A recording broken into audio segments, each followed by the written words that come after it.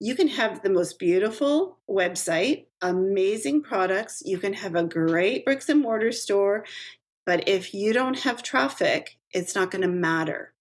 But the good news is traffic is something that you can control, and you have so much more control over that traffic than you do in a bricks and mortar. So it's just a skill that you have to learn, and it complements what you're already doing so very well. Running a retail business doesn't have to be so hard. Welcome to the Creative Shop Talk podcast, the go-to podcast for creative shop owners, studio owners, and independent retailers. I'm your host, Wendy Batten, retail business coach and mentor. Each week, I'll share simple, proven business strategies, inspiring stories from fellow retailers, and advice from industry experts. Together, we're going to work to find the success you want from your retail business with more profits in your till and a little more joy in your life.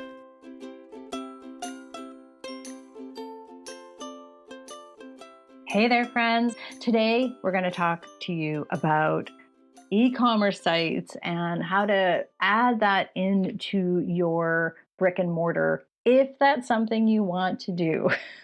You'll hear me say over and over again, it's not necessary to have an e-commerce site, but just like it's not necessary to have multiple revenue streams or do other things, subscription boxes or workshops or markets, this is a great opportunity to jump into the e-commerce world and add that to your brick and mortar and add that to your retail shop. So I've invited my friend and Shopify expert and just an all-around amazing person, Susan Bradley. And Susan is the host of the Roadmap to 50K on Shopify. That's her podcast. She also has a fabulous inner circle. And just like we have the retailers inner circle, she has an e-commerce inner circle, and it's called the Social Sales Girls. And I'm actually a member of her inner circle. And Susan and I have been friends for a long time in the coaching world. And I just love that she's very practical, very practical in her knowledge. It's very real what she teaches.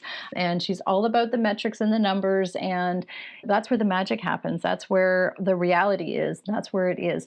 So I've invited her in because, truthfully, could I teach e-commerce? I've shared this before. Yes, I could, but I've decided I want to bring in the experts for you. And I really wanted to have a conversation with her about the difference between the brick and mortar and the e-commerce side. It is a whole different thing. The things that you are doing to run your brick and mortar are not the same that you'll have to do for e-commerce site. Getting traffic, getting foot traffic through the door is different than getting foot traffic or traffic to our website.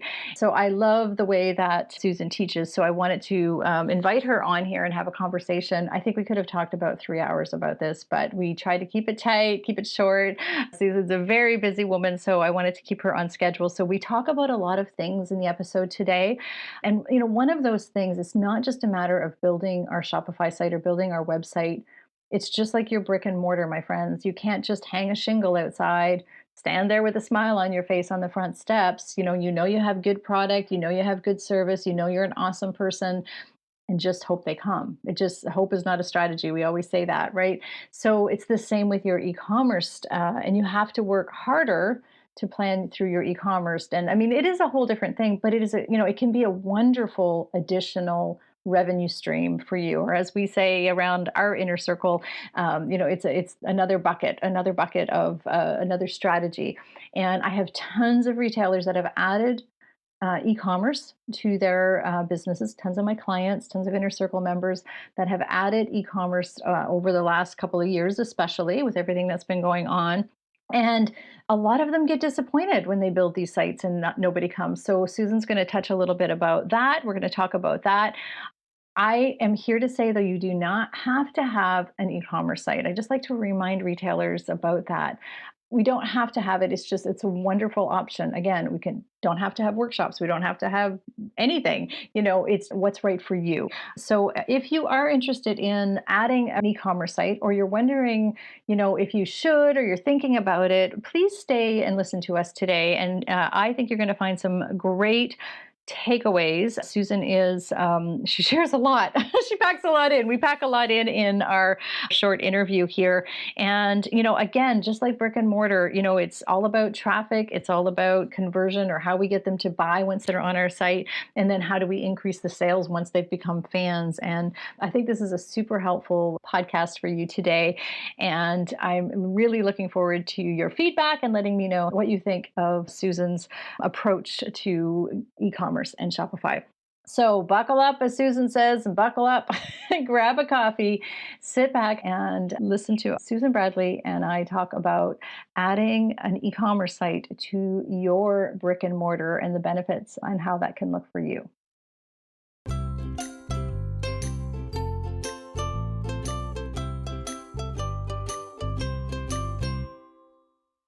I have Susan Bradley here from the Social Sales Girls.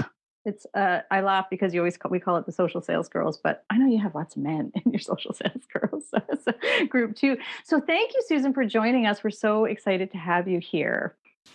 Thank you, Wendy. And you're right. We have a few dudes. I'd say there's lots of the social sales girls and a few lucky men. No, that's great. So I've brought Susan on, and I'm so excited to have you here because we in the, at the Creative Shop Talk podcast, we have a lot of retailers that are brick and mortar, and we are also diving into the e-commerce site, the Shopify sites, and you are the queen. So I wanted to bring you on here to help talk about the difference in the foot traffic and all of the things that are different, because it's a separate business when we have a brick and mortar and when we add this e-commerce site onto us. So Susan, welcome. Do you want to tell us a little bit about your business? And thank you. Tell us about your journey. A little about my journey. So here's the dirt. I really understand how your listeners will feel because my background is in bricks and mortar retail.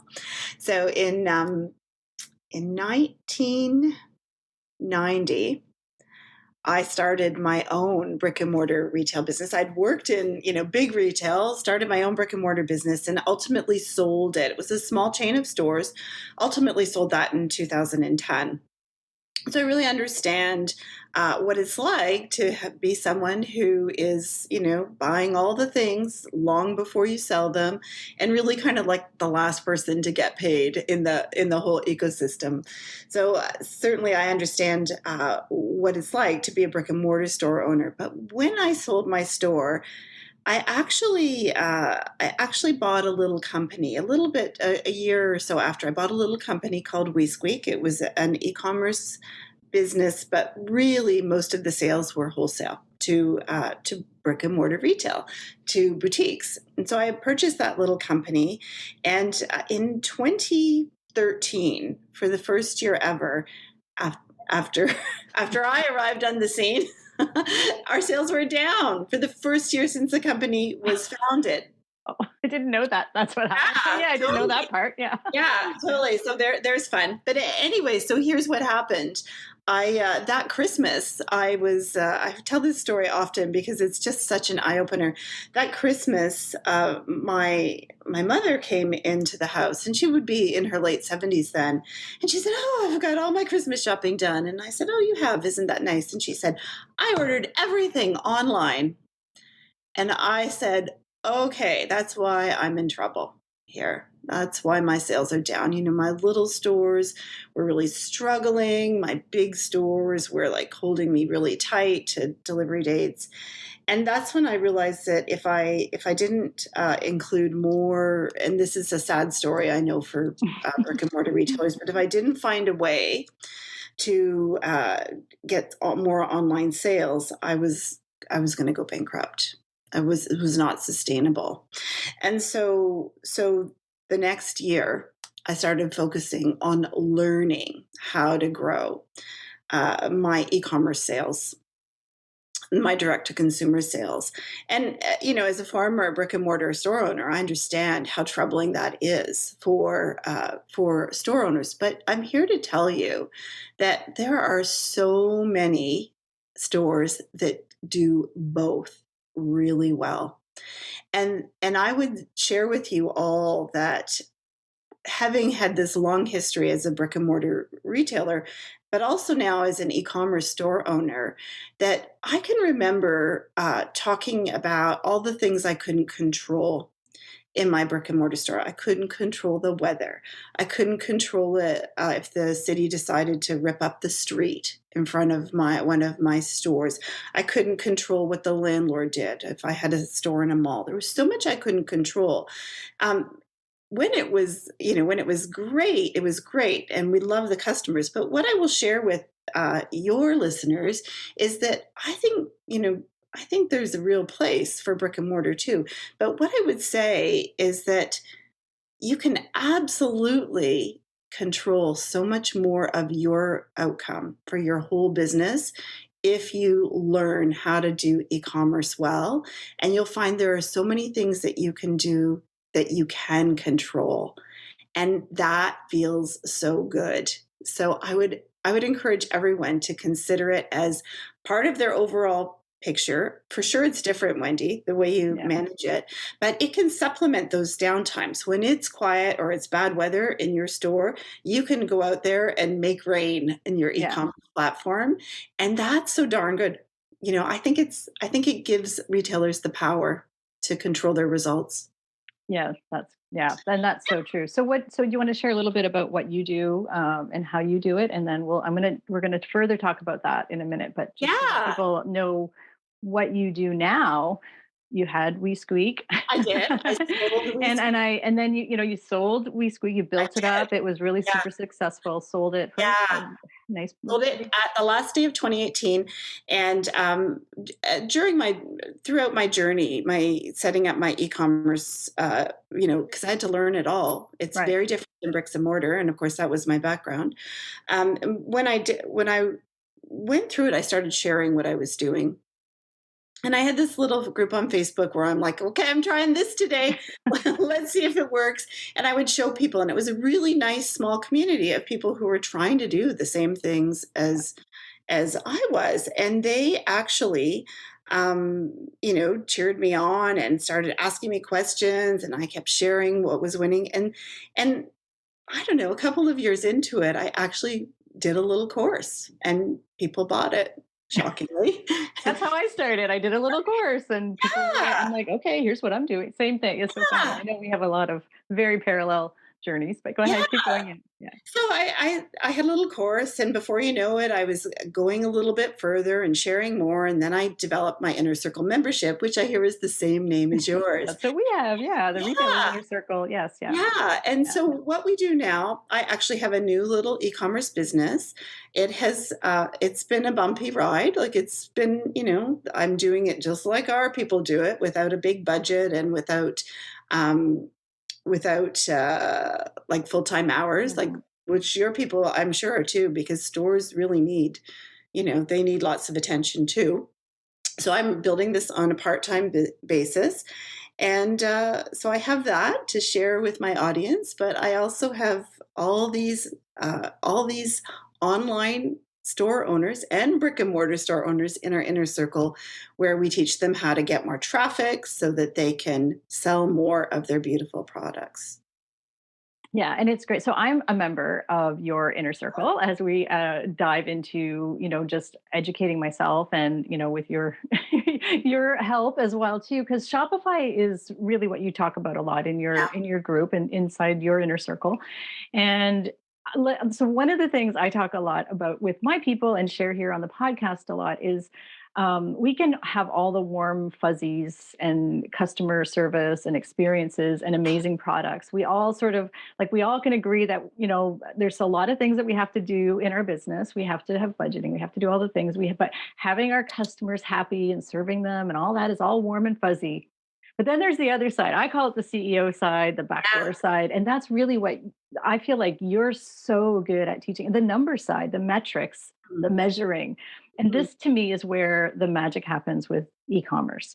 It does. And again, so we share here a lot on the podcast is that, you know, we want to bring people into our business, right? We want to Yep. track them. I have an entire program called Foot Traffic Made Simple, and that's getting people's attention, keeping them happy, selling to them, serving them, doing all the things on a brick and mortar side. And there's a lot of work there, and it's a whole it's a whole thing. It's an ecosystem of, as you said, keeping customers in and all that kind of thing.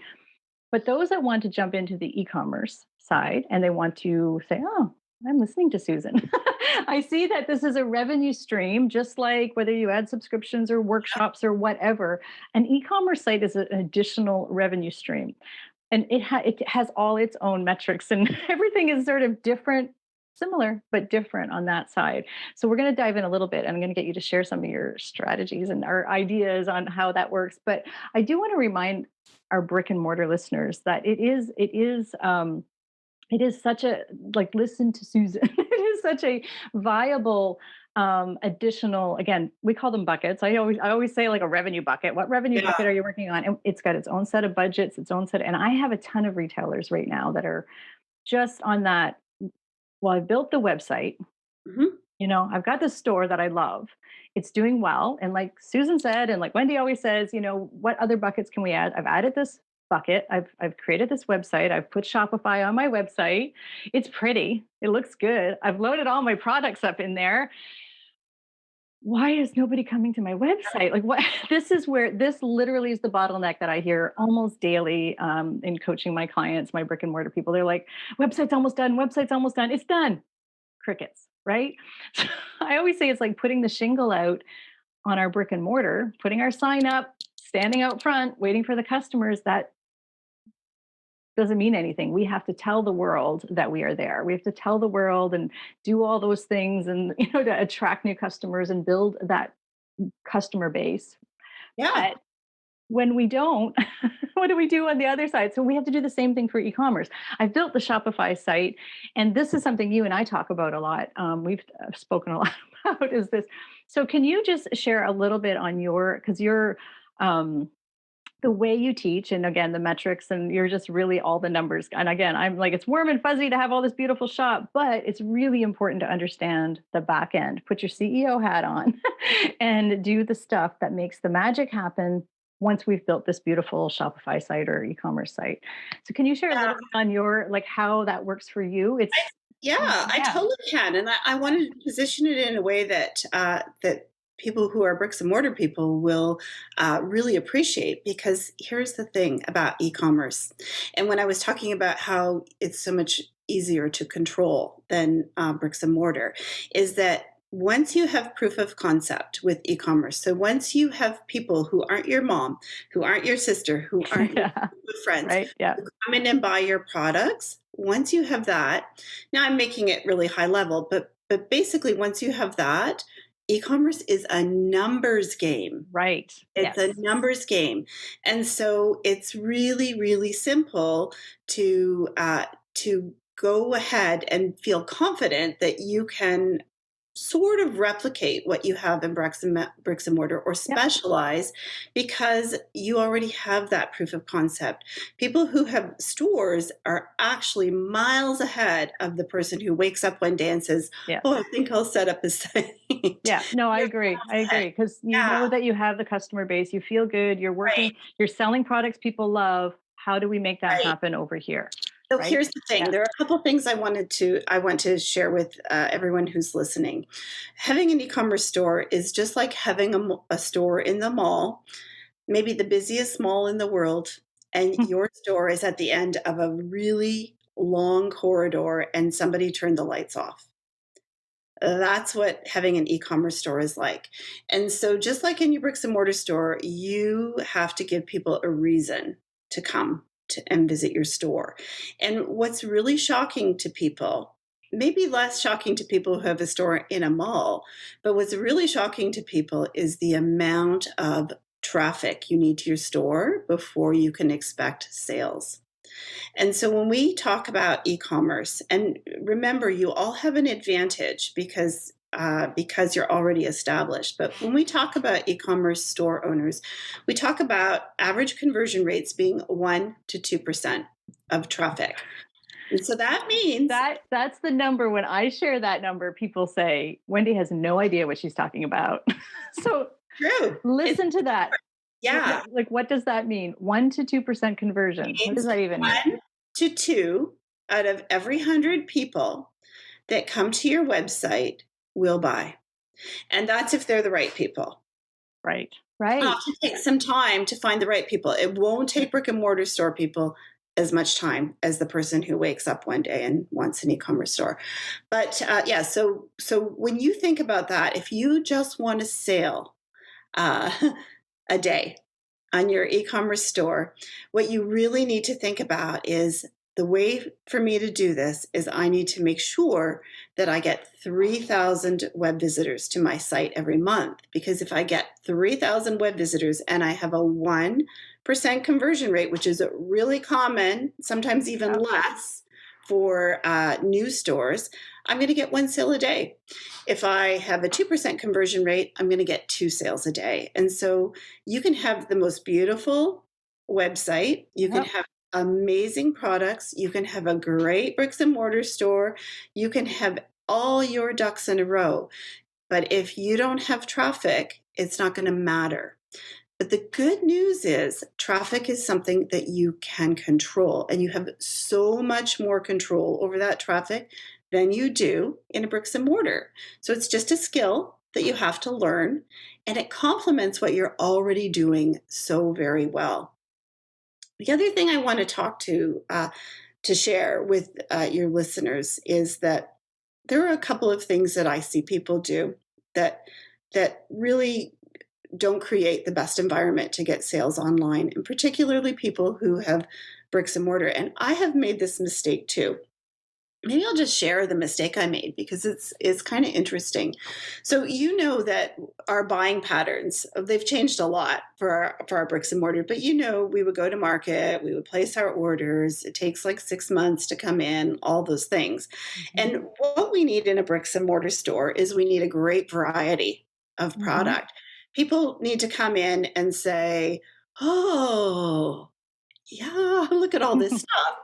And if they don't see a lot of product, they say, "Oh, you have nothing." Like we've all heard that. Like it's January, and they're like, "You going out of business?" Like that, Right. Yeah. right? Yeah. Yeah. That's the physical experience. And what I learned, and I certainly learned it the hard way, and it was when I was trying to get We Squeak to grow as an e-commerce business. What I learned was that it's the complete opposite in e-commerce. I agree. Yeah, and I've heard you share that before. Yep, Yeah. Yeah. complete opposite. And so when you think about, oh, I don't want to, all the time it's going to take to load all those products and all the Yeah. new products I've got I've got coming in, and I just don't have time and I'm so far behind. The truth is that if you just put your 20 best products on your website, you will sell more than if you put all your products. And so when I talk again about having a little bit more control, in e-commerce, you decide what you're going to sell. You decide. Yeah. Like you don't have to worry about someone coming and saying, going out of business. Because people actually, the average time people spend on a website is less than a minute, like the average time. So they aren't going to click through 20 pages of anything. So you can actually hand select the products that you want to sell. You can drive traffic to those products. And what you can find is that you're going to sell a lot more of the same product rather than, how somebody will come to your cash counter with one of this and one of this and one of that. You're going to find that you could get the same sales on your e-commerce shop in a day or a month as your brick and mortar store, but it's going to be very few products, which is really good. It Right. helps with inventory That's cost, turnover, so yeah. much more profitable. Well, we pick our top margins, our top sellers with our best Yeah. margins, right? So, and I have a retailer who is actually doing that right now. She was overwhelmed, just exactly what you just said with her Shopify. So, like, how do I load 7 million things in here? And I said, just load your top 20 sales, Yep. top 20 people. What do people, what's the best? And she picked her top 20 with the best margins and her, the top sellers. Yep. And that's exactly what her experience has been about with exactly what you're saying. So, and just like you said with the control, she has control of, like, she didn't want to ship the big things. She wanted to, she was just getting her feet wet or whatever. So, it was those 20 things. So much more control on that Yep. side of things. Yeah, thank you. That's a really Yeah. great tip and a I really want to great share point. something Yeah. else though, because Yeah. It cost me a lot of money when I was first in this journey because I truly grew up Yeah. in the traditional bricks and mortar. And so the first time I bought inventory, we imported our products from China for We Squeak. I did it just like I would buy from my store. I did, I would pick a style, and maybe there were 5 colors available, or a bunch of different SKUs, and I would pick what I thought were the best so that I had a selection to Hmm. present in my store. And we all know that you need that to make people think there's something to choose from. But the bottom line is, for me, it was shoes. So I had mustard shoes, I had some teal shoes, I had some brown shoes, and some black shoes, and some hot pink shoes. So I had to buy all that inventory for my store so people thought we had a lot. But the bottom line is that on your e-commerce site, you're allowed to just buy what you're going to sell. So, in a store, people would run and pick up the mustard shoe and then buy the brown one, Yeah. right? Yeah. So in an e-commerce store, you don't even have to have the mustard one. Right. You can really buy in a much more vertical way. Like you're far better off to have like 25 of the bestseller than 25 divided over 5 SKUs. Right. Really So interesting. that's So the first, really great. Yeah. Yeah. yeah, So you had so much, right? The first time, first. Yeah. oh yeah, like that was not a profitable adventure for me the Yeah. first time, because I bought how I knew, and because I didn't know what I didn't know, and so that's a big one. Other thing I really want to share with your people is stop messing around with your website. Let that thing rip. Because here's the thing, Amen. Yeah. right? Yeah. Right. Yeah. Right? Here's the thing. It's never going to be perfect, and nobody cares but you. Yeah. Bottom line is, Yeah. I would say that what I see on average, and I see a lot of Google Analytics accounts, what I see on average is that that about 80%, for most websites, about 80% of people are shopping on a mobile phone. Hmm. Yeah. And so that screen is a lot different than, your great big desktop that we're all working on. And so what we have to realize is that all those subtleties, those things that we think are making it beautiful and are going to attract people, actually, a lot of those things get in people's way of getting to the goal. And so your goal should be to have a site that's clean, for sure. Like, it's Yeah. clean, it's simple, people get just the information they need, and the navigation is simple. So don't have a drop down menu with 85 choices. Yeah. That's a bouncer. Yeah. Just Overwhelm, right? Yeah.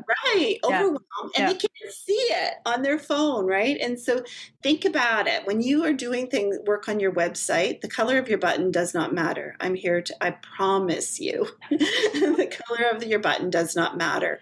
What matters is that people arrive on your site, whatever they saw that got them there. So if you're advertising on Facebook or Google Shopping or whatever it is, whatever they saw that made them click is what they see when they get there. You send them right to that product, Yes. and there's not a bajillion steps to buy that Yeah. thing. So we always say you confuse, you lose, right? I mean, I think Donald Miller shared that in Story Brand, and you confuse, you lose, right? So if you Yeah. do have a confusing, it's kind of, it's not as in our stores, in our brick and mortar, we try to be really intuitive. And I teach that. I mean, that, we walk through, we want to have things make sense. We want to have it easy for our customers to reach. And it's the same experience. We've all had that online experience of, this is too much. Or I love what you just said, when I click on this button because I love this bag, and then I get there and it's just like your homepage. It's not, how do I Yeah. find the bag? I don't know. Like, I don't know. Just like that irritates me. I'm out. I'm bouncing. Yeah. So back to when you were talking about the traffic. So we are going to be working at getting traffic. So, and again, Susan has some great resources. Her podcast is amazing. And, you talk a lot about your traffic, and there's all the different ways for us to get people to this website. Don't lose them, right? Don't confuse. Like, we want Right. that. That's where that 1 to 2% can be grown. Yeah. I mean, that's part of, these are the things we can control. This is what Susan was talking about. We can't always control. We can control, like, that we're promoting, and we're maybe, all the different strategies I know that you use to get traffic. And we can control what happens when they get on our site. We Mhm. can control the products they see. right? Like these are things we can control that are a little bit different than our brick and Yeah, mortar, right? So we can, yeah. there are And things. you can So, control how many people go there. right, right. Yeah, And yeah, once you do that, it's a numbers game. And right. so it's really helpful. One of the other things that we need to remember is that email is very powerful in e-commerce. And in fact, most stores that uh, pay attention to email, like work their Yeah. email program, most of those stores would have like 30 to 50% of their sales would be from a last click on an email. Hmm. Yeah. And so when it's, I still remember this actually way back in my stores. When you're standing at the cash counter asking someone for their email address, it's a super awkward, right? It's like, Hmm. Yeah. Yeah. but the opposite is true in e-commerce too. So the one thing I recommend to everyone is they have to have some sort of pop up or slide in with an offer that that person could redeem that day. So if you have a great little basket of something at your cash counter Yeah. that you offer to people as an upsell, that might be the thing. You might say, get one of these free with a $40 order, or want to save 10% today, or do you want free gift wrapping, or whatever it is. Yeah. You have some sort of pop-up or slide in where people can leave their email address and they can redeem that offer on your site. And they could be a bricks and mortar customer, right? They could Hmm. be Yeah. exclusive, or they could be someone new that you sent to your site. But that gets you that person's contact information easily and seamlessly. And then you can put them in automations. And that's how you grow these businesses. And you are able to get sales that are free. And then think about it, if you wanted to move a bunch of bricks and mortar people onto your website to have them buy every once in a while, all you'd have to do is do some sort of giveaway or something that's on your website, have an iPad at your cache and say, Yeah. hey, this beautiful basket here, or Yeah. whatever it is, that's our giveaway. If you sign Right. up here on my iPad, and then you've got them on your list, and you can have exclusives, and like they really are. Anyone who's got a bricks and mortar store is really in a great position to build this other stream of revenue Yeah. without a lot of overhead. It will take some time, Yeah. and they'll have to think about it, but what it won't do is cost them a lot of money. Yeah, no, I agree. And so it's funny because we talk a lot about the email building and, we use QR codes at counters and different Mm, things. And it is value adding. I'm a big believer in value adding or, like you said, your 10% off today's, sign up, yeah. whatever. But we call, you are really good at, and this is again, back, we could talk for 3 hours. And I know, I know we have a hard stop because I appreciate your time so much. But so there's a million things. So I'm going to recommend, I'm going to share your podcast because you have Oh, a thanks. fantastic podcast.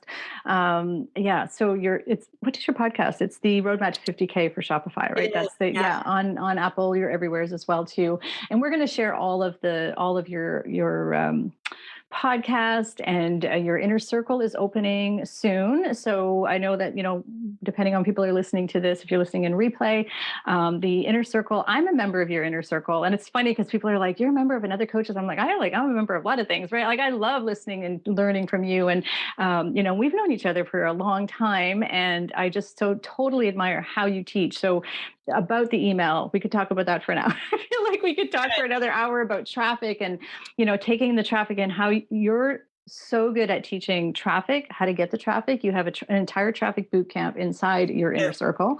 Then there's how to convert those people, like Yes. again, making things easy for them and looking at the numbers, the Yeah. things we can control.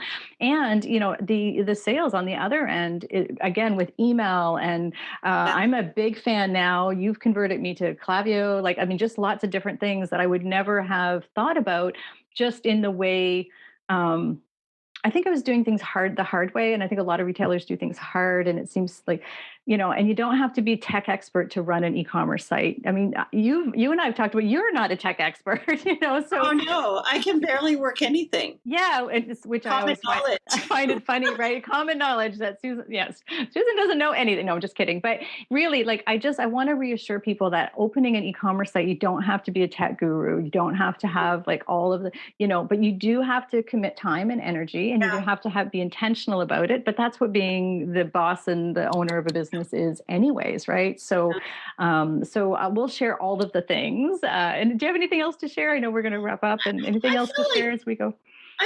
just don't be afraid of it. Right. Just don't be afraid of it. And I think you'll thank yourself for doing it. And I don't think I think that if you look at it as another way to make money, you could drag all your stuff to a market, Yeah.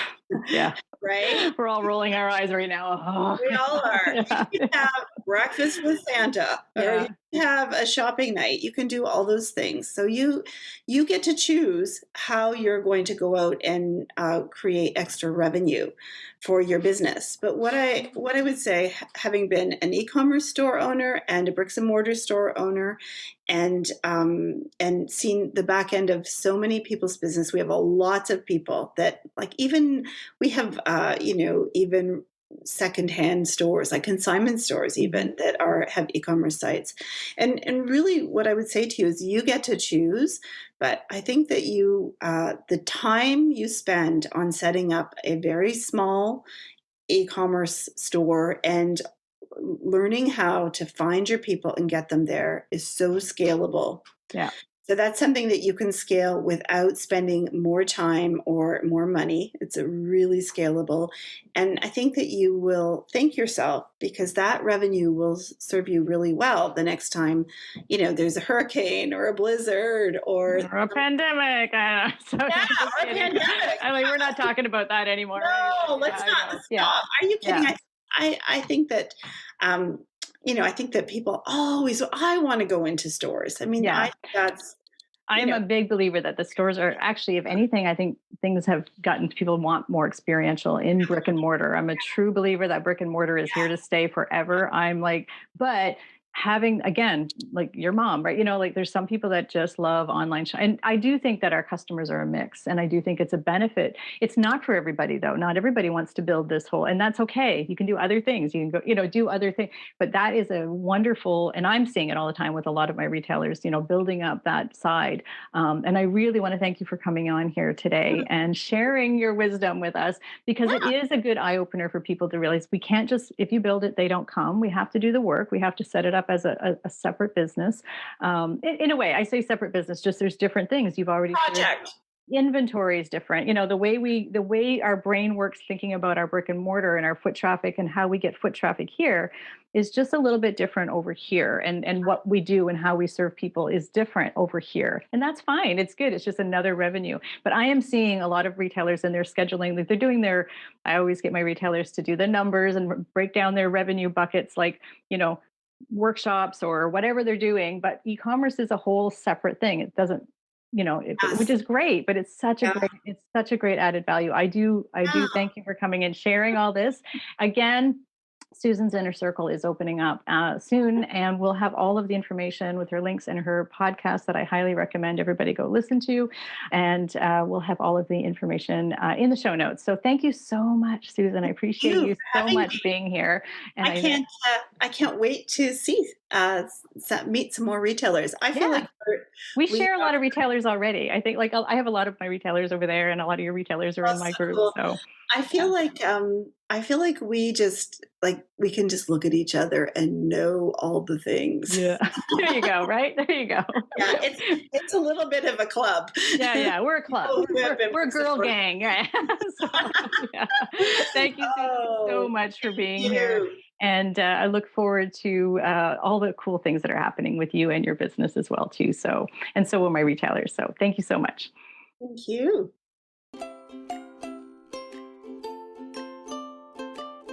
Well, that's it for this week's episode of the Creative Shop Talk podcast. I'm so glad that you're here to join us this week, and I hope you found value in what we're sharing here. I want to remind you that our website has all of the show notes. You can find it at wendybatten.com/podcast podcast. Everything that you need to hear about today's podcast is there. Also an opportunity if you need to reach out to me. If I can support you in any way whatsoever, please feel free to reach out. Make sure you join our Rockstar Creatives Facebook group. We will continue the conversation over there weekly.